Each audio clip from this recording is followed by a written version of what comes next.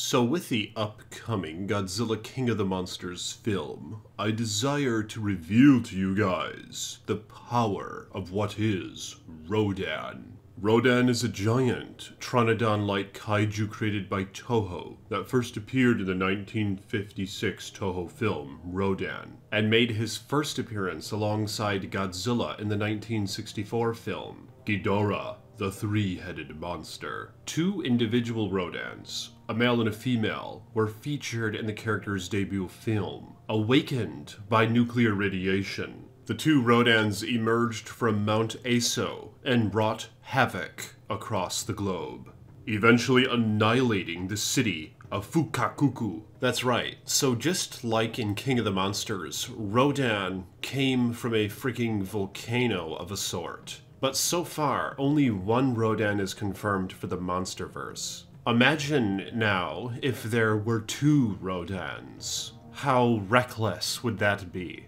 In fact, perhaps the potential is still there. What if Rodan dies? Only later to find that there is another Rodan at the bottomless pit of that volcano. Ultimately, the two Rodans from the original film died by the means of man.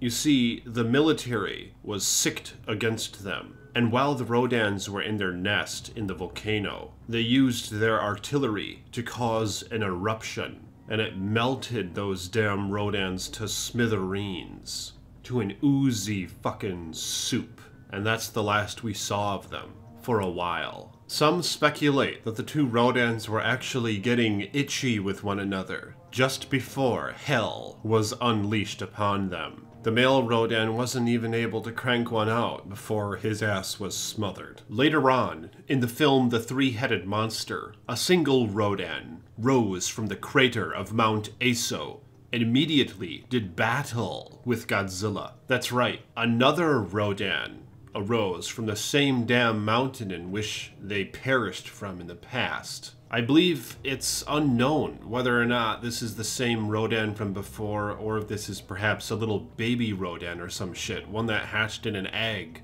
after mommy and daddy went bye-bye. However, in the film The Three-Headed Monster, Mothra eventually convinced Rodan and Godzilla to put aside their differences and help her drive off King Ghidorah, a malevolent space monster. Rodan went on to become a trusty ally of Godzilla in the Showa series, aiding him twice more in battle against King Ghidorah in the films Invasion of Astro Monster and Destroy All Monsters. Rodan also appeared later on in many Heisei films and the Millennium series as well. One time even, the skeletal remains of the first Rodan, killed by the bioweapon Hedorah, are visible during the opening of Godzilla, Planet of the Monsters, along with those of Anguirus. Rodan was teased through a cave painting in the film's Kong Skull Island, the second film of the Legendary Pictures Monsterverse, and he is now scheduled to appear in Godzilla, King of the Monsters. Ever since I was a little duck-billed platypus, I'm speaking as the Iceman now, I've always been intrigued by the design of Rodan.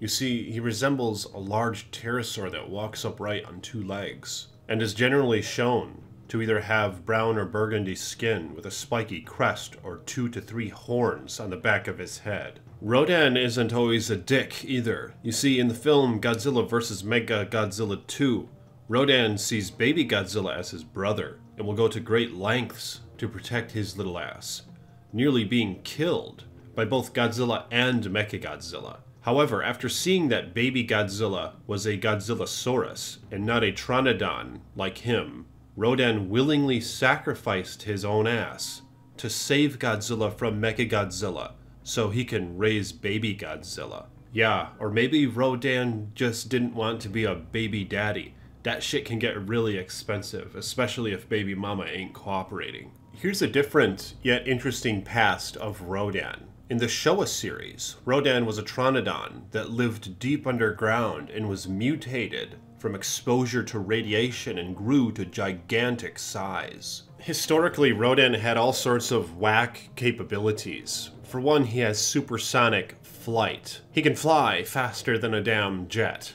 He's also able to emit shock waves by flapping his wings, capable of destroying cities with such. We even see a glimpse of this in the King of the Monsters trailer, where he just flies over the city and it turns to ruin. He has all sorts of melee attacks where he can just peck the shit out of things with his beak. And most notably, perhaps, he's capable of emitting a uranium heat beam from his beak. I wonder if this is going to be implemented in the MonsterVerse film.